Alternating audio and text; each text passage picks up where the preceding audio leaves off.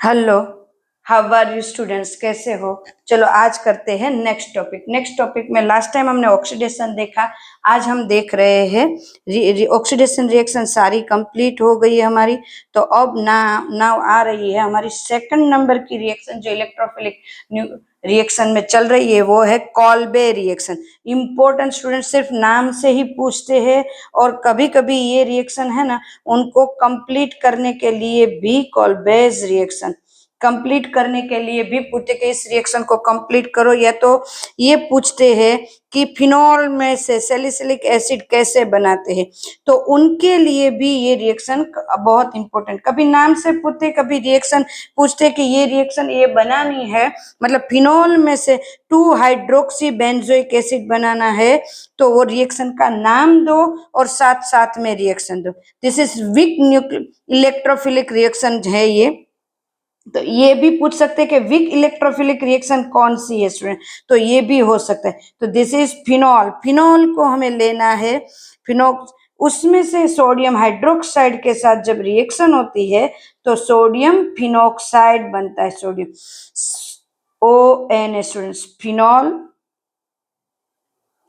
This is sodium phenoxide अथवा phenoxide. Clear students ये। And then first number CO2 add करते हैं और एसिडिक मीडियम मतलब H+ को ऐड करना। तो यहाँ पे क्या बनेगा स्टूडेंट्स, यहाँ पे बनेगा OH वैसा का वैसा, यहाँ Na जाएगा, हाइड्रोजन आएगा और एसिडिक मीडियम मतलब COOH यहाँ पे अटैच होगा। ऑर्थो पे हाइड्रोक्सी होगा। तो यहाँ पे इनके अकॉर्डिंग हमें नाम करना है। तो 1 नंबर और ये 2 3 4 5 6, क्योंकि ये जो फंक्शनल ग्रुप है वो सबसे एक्टिव फंक्शनल ग्रुप है, तो इनके अकॉर्डिंग नाम होगा। जो फंक्शनल ग्रुप सबसे एक्टिव होता है, स्ट्रॉन्ग होता है, उनके अकॉर्डिंग ही नाम होता है। तो 2 हाइड्रोक्सी, इनको 2 नंबर पे आएगा hydroxy. Clear students, benzoic acid. Clear, इसका अलग नाम है सैलिसाइलिक एसिड। क्लियर स्टूडेंट्स, ये है हमारा। नाउ सेकंड नंबर है, बहुत इंपॉर्टेंट, थर्ड नंबर का आ रहा है रिमर्टिमान। यहाँ पे स्टूडेंट्स फिनॉल में से 2 हाइड्रोक्सी बेंजोइक एसिड की प्रिपरेशन दो, ऐसे भी पूछ सकते हैं, कोल्बे रिएक्शन भी पूछ सकते हैं और सैलिसिलिक एसिड की प्रिपरेशन भी पूछ सकते हैं, तीनों टाइप में पूछ सकते हैं। नाउ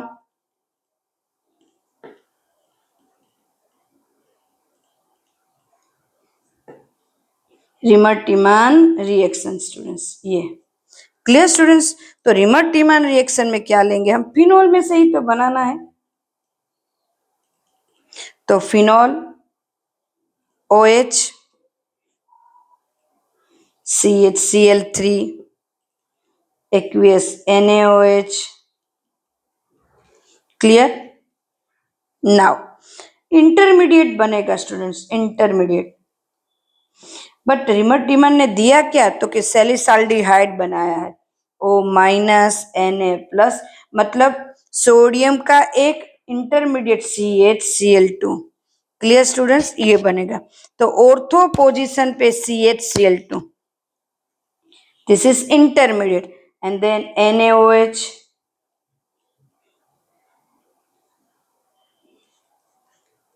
नाउ स्टूडेंट्स, अब ऑर्थो पे O-Na+, एंड यहाँ पे CHO यहाँ पे रिलीज होगा। देन एसिडिक मीडियम में रिएक्शन करते हैं। ये प्रोसेस क्या है, तो ये प्रोसेस है, ये इंडस्ट्रियल प्रोसेस है CHO सैलिसाल्डिहाइड। स्टूडेंट्स यहाँ पे इसका नाम क्या आएगा, जो दिया नहीं है, फिर भी हमें करना है। चलो, तो 1 2 3 4 5 6, तो 2 पे ऊपर hydroxy, 2 hydroxy. Now benzaldehyde, not benzoic acid, aldehyde। तो इसको इस तरह से भी पूछ सकते हैं कि बेंजोइक एसिड नहीं, बेंजाल्डिहाइड दो, तो ये भी पूछ सकते हैं। ये इंटरमीडिएट है। इंटरमीडिएट जो होता है वो लॉन्ग टाइम नहीं रहते। क्लियर स्टूडेंट्स, वो लॉन्ग टाइम तक नहीं रहते इंटरमीडिएट, बट ये लॉन्ग टाइम तक रहने के लिए इसको इमीडिएटली वो चेंज होता है। This is acidic medium. Acidic medium में ये रिएक्शन हो रही है पूरी की पूरी स्टूडेंट्स। क्लियर। नाउ हम अपनी थर्ड रिएक्शन में जाते हैं, जो सारी की सारी फिनोल के साथ ही रिएक्शन हो रही है स्टूडेंट्स। नाउ थर्ड रिएक्शन हमारी, थर्ड रिएक्शन है हमारी स्टूडेंट्स, ये आगे हमने ओलियम के लिए लिखा था, तो ये था जिंक के साथ, Zn विथ मतलब Zn के साथ reaction with phenol with zinc. This is third number reaction, this is fourth number reaction. So बहुत इंपॉर्टेंट, हर एक में ये बहुत इजी यूज होगी स्टूडेंट्स। तो ये है फिनोल, इसकी Zn के साथ रिएक्शन होती है, क्या बनते हैं? कुछ नहीं, ZnO मिल जाता है। मतलब यहां से AO गया, यहाँ Zn गया, H यहाँ पे आ गया, दिस इज बेंजीन। तो ये मिल गया मुझे बेंजीन, सिर्फ बेंजीन। तो ये बहुत इंपॉर्टेंट प्रोडक्ट है फिनोल, और ये है बेंजीन। क्लियर। नाउ 5 नंबर की रिएक्शन हमारी है ऑक्सीडेशन। स्टूडेंट्स ये सारी की सारी रिएक्शन बहुत इंपॉर्टेंट है। यहाँ पे ऐसे नहीं, ऐसे भी पूछ सकते हैं कि जिंक के साथ रिएक्शन करेंगे तो क्या होगा, ये कन्वर्जन में भी पूछेंगे। कन्वर्जन में बीच में कोई स्टेप लेंगे, ए बी सी डी ऐसे पूछते हैं, तो ये भी पूछ सकते हैं। तो स्टूडेंट्स पहले ध्यान रखो कि किस तरह से पूछा है, कहाँ पे ये पूछ सकते हैं। कहीं पे बेंजीन को यूज करना है तो डायरेक्ट फिनोल में से इस तरह से हम यूज कर सकते हैं। तो ये डायरेक्ट अगर नहीं पूछेंगे ये रिएक्शन, तो बीच में भी कहीं से पूछ सकते हैं। तो ये सारी जो रिएक्शन अभी हम कर रहे हैं वो कन्वर्जन के लिए, या तो कोई कंप्लीट करनी है रिएक्शन, इनके लिए जो कंप्लीट करने में ये कुछ दिया हुआ है, मान लो यहाँ पे, फिर यहाँ ए दिया है, फिर बी दिया है, ऐसे क्वेश्चन बहुत पूछते हैं। ये जो क्वेश्चन पूछते हैं एमसीक्यू में सबसे ज्यादा ऐसे पूछते हैं कि यहाँ पे ए क्या होगा, बी क्या होगा। तो इनमें इस रिएक्शन जो आज अभी हम ले रहे हैं ना, जो रिएक्शन, इन सब में इस रिएक्शन को सबसे ज्यादा यूज किया जाता है।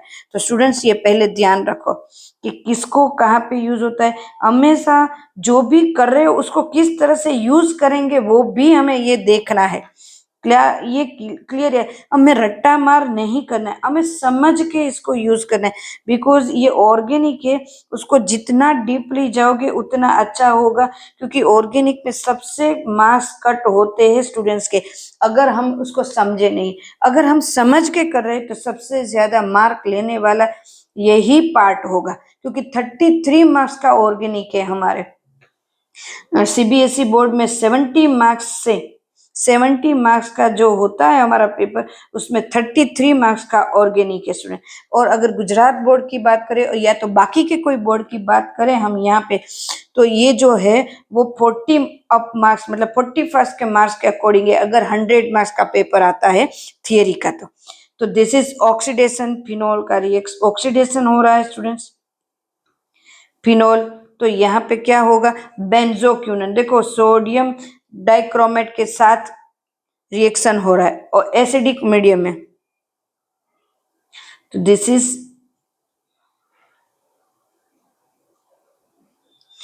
क्विनोन। Clear students. तो ये होता है रिएक्शन ऑक्सीडेशन, मतलब फिनोल की ऑलमोस्ट सारी रिएक्शन हमने कर लिए। नाउ फिनोल के सम ऐसे इंपॉर्टेंट रिएक्शन आएंगी जो अल्कोहल और फिनोल दोनों की साथ में होगी। Clear students. तो 1 बाय 1 रिएक्शन को अच्छे से करो ताकि आपको समझ में आए। आज हमने अभी जो करे हैं बहुत इंपॉर्टेंट रिएक्शन करी, कोल्बे रिएक्शन करी है, रिमट इमान जो एक नहीं तो एक एग्जाम में पूछते ही, या तो कोलबे पूछेंगे, या तो रिमोटिमन, या तो ऑक्सीडेशन, या तो जिंक। जिंक का तो इतना यूज होता है कि हमें पता ही नहीं चलता है कि कहाँ कहाँ पे इसको हम यूज कर रहे हैं। तो ये सारी रिएक्शन है, बहुत इंपॉर्टेंट है स्टूडेंट्स। नेक्स्ट हमारे मेरे ख्याल से फिजिकल प्रॉपर्टीज रह गई है, देख लेते हैं कि रह गई है कि नहीं। तो हम इसी में ले लेते हैं फिजिकल प्रॉपर्टीज, अगर हमारी रह गई है तो। बाकी के हमारे सारे वीडियोस में ऑलमोस्ट सारी की सारी ऐसी रिएक्शन हम बता देते हैं। यस, फिजिकल प्रॉपर्टी का एक पार्ट रह गया है, तो हम ले लेते हैं फिजिकल प्रॉपर्टी। फिजिकल प्रॉपर्टी में क्या होता है, फिनॉल और अल्कोहल की बात करें, दोनों की बात करेंगे हम फिजिकल प्रॉपर्टी।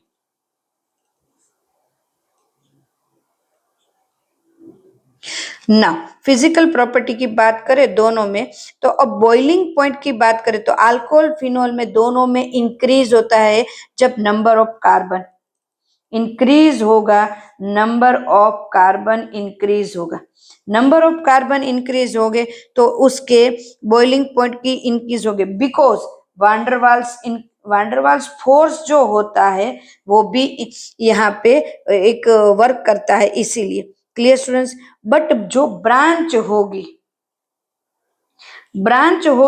तो ब्रांच में डिक्रीज होते जाएगी। जब ब्रांच इंक्रीज होगी तो बॉइलिंग पॉइंट है वो डिक्रीज होते जाएंगे, क्योंकि वांडरवाल फोर्स है वहां पे कम हो रहा है, इसीलिए। और हाइड्रोजन बॉन्ड यहाँ पे ज्यादा हो रहा है, हाइड्रोजन बॉन्ड ज्यादा हो रहा है तो ब्रांच में ये इन डिक्रीज होते जाएंगे। क्लियर है स्टूडेंट्स, ये बहुत अच्छे से ध्यान रखना है। लाइक दिक एग्जाम्पल भी ले लेते हैं स्टूडेंट्स, यहाँ पे मैं एग्जाम्पल ले रही हूँ कुछ ऐसे, जैसे मैंने बताया वैसे।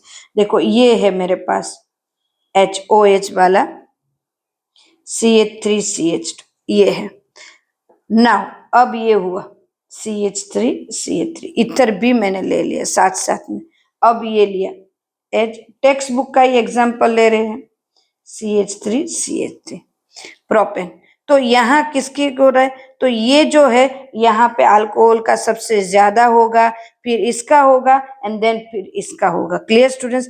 अल्कोहल में इंटरमोलिकुलर अट्रैक्शन ज्यादा होता है तो इनका बॉइलिंग पॉइंट भी ज्यादा होगा। बट इनमें अगर कोई सेकेंडरी अल्कोहल सेकेंडरी होगा, टर्सरी होगा, ब्रांच जैसे ही इंक्रीज होगी ये डिक्रीज होता जाएगा स्टूडेंट्स।